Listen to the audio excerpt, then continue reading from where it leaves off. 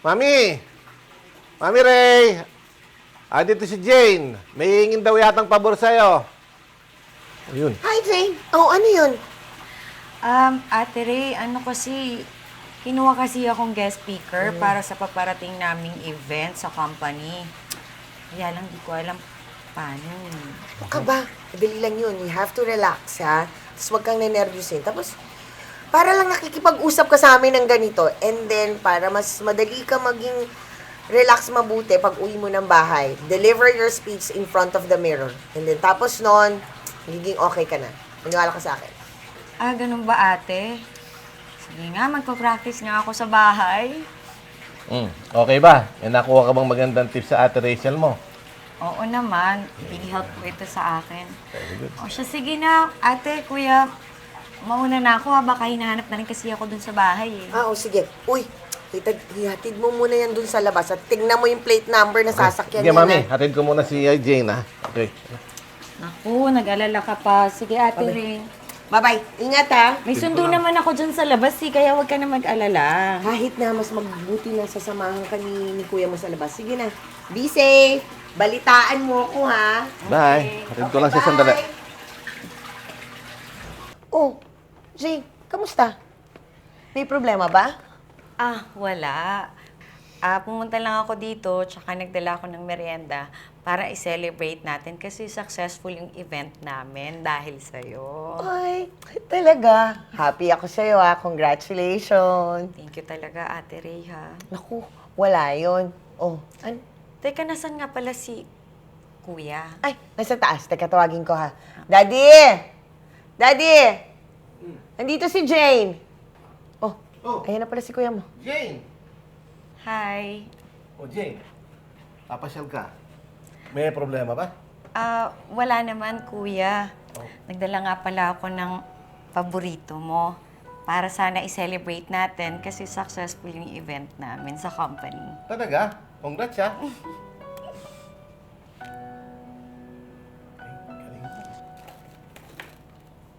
Ito, Kuya, paborito mo to. Salamat, ha? Thank you. Favorite ko to. Thank you. Kain ka, ate. Thank you. Salamat talaga, ate, Kuya. Ha?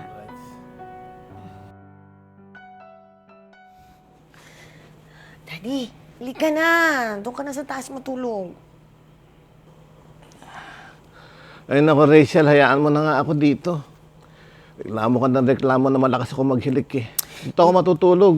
Ito naman, joke lang yun. Sanay na ako sa hilik mo. Halika na. Miss na kita, doon ka na matulog sa taas. Halika Hindi na. Hayaan mo na ako dito. Uy, tigil-tigilan mo ako ng rason mong yan. Ako, pakiramdam ko may babae ka eh. Umamin ka nga sa akin.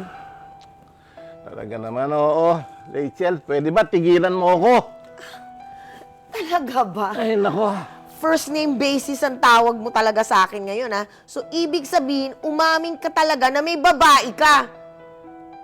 Umalis ka na. Matutulog ako at inaantok na ako. Pwede ba? Sige. Gawin mo yan, ha? Tandaan mo, wag na wag kayo magpapahuli sa akin. Tandaan mo yan!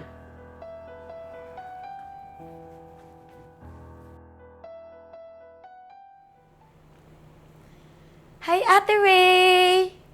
Magandang araw! Kamusta ka? Ito. Bakit? Ganyan itsura mo. Ano, malungkot ka? Ano kasi, si kuya mo, feeling ko meron siyang babae. Paano kasi ilang buwan na siya hindi natutulog sa tabi ko, tapos, alam mo, first name basis na yung tawag niya sa akin, hindi na siya nagmamami. Ganun ba? Baka naman busy lang si Kuya or pagod siya sa trabaho niya. Tsaka, Ate Ray, baka ayoko lang niyang maistorbo kasi di ba malakas siya humilik. Paano mo nalaman malakas siya maghilik? Nasabi niya sa akin kasi magpapacheck up siya dun sa friend kong doktor. Ganun ba? Ayun, kaya nga ako pumunta dito, ate, kasi next week na yung schedule niya. Sasamahan ko siya dun kay Doc. Sige, sasabihin ko na lang pagdating niya. Ha? Oh, Jane. Ayan na pala eh. Hi, kuya. Andiyan ka na pala. Napasal ka. Nandito lang ako, kuya, kasi para ipaalam sa'yo na next week na yung schedule mo para sa kay Doc. Sige. Punta tayo. Papacheck up ako. Sama mo, ha? Oo naman, kuya. Sige.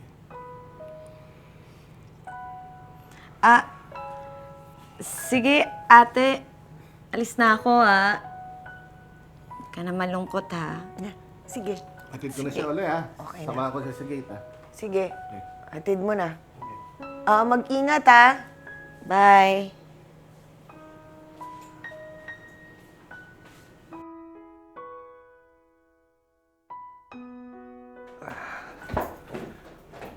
Rachel, paalam na ako. Alis na ako. Late na ako. Punta akong clinic. Papacheck up ako. Sige. Ingat. Thank you.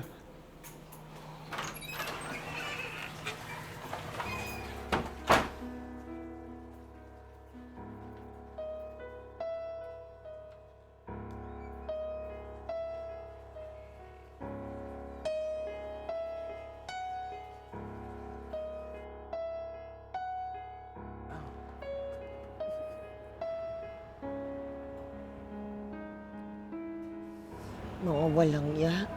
Sabi ko na nga ba eh. Tama ang kutob ko.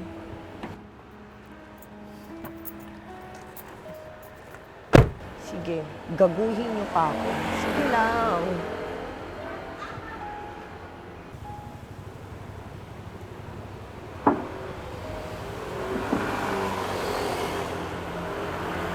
Hindi talaga ako nagkamali. Mga hayop talaga kayo.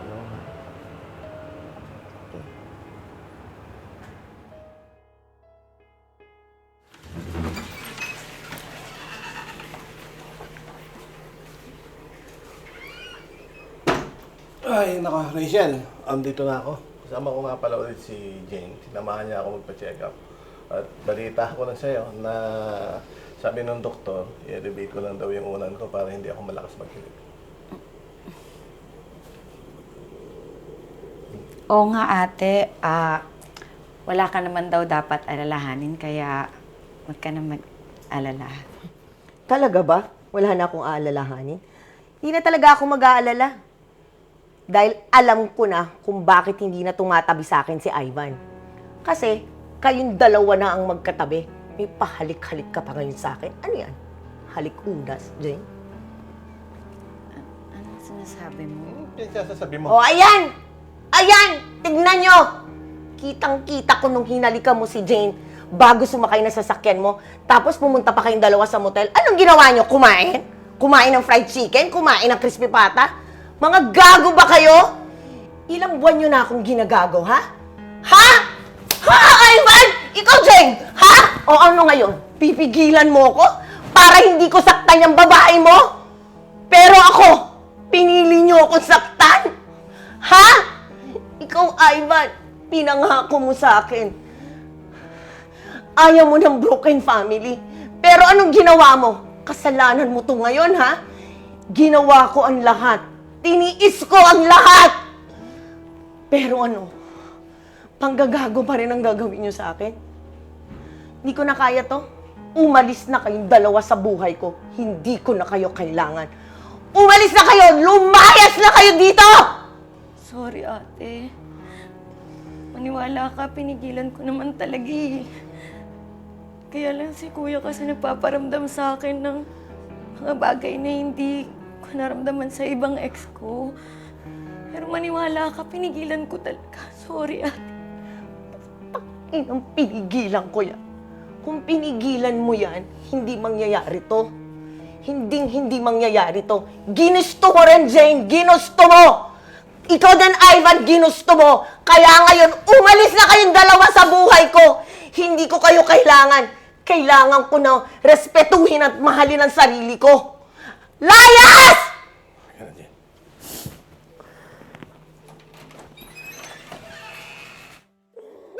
Gago kayo! Sakit-sakit na ginawa niyo sa akin. Ayoko na ganyan. Ayoko pa na ganyan.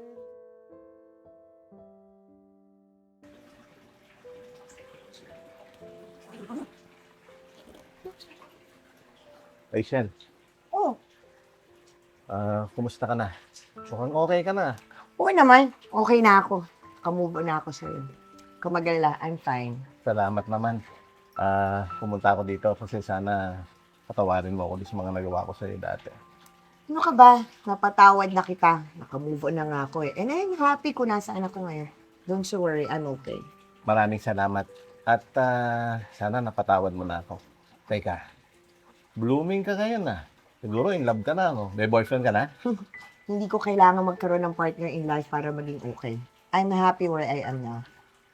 Sige na. Thank you. Thank you. Ingat Bye. ka. Ingat ah. Sige.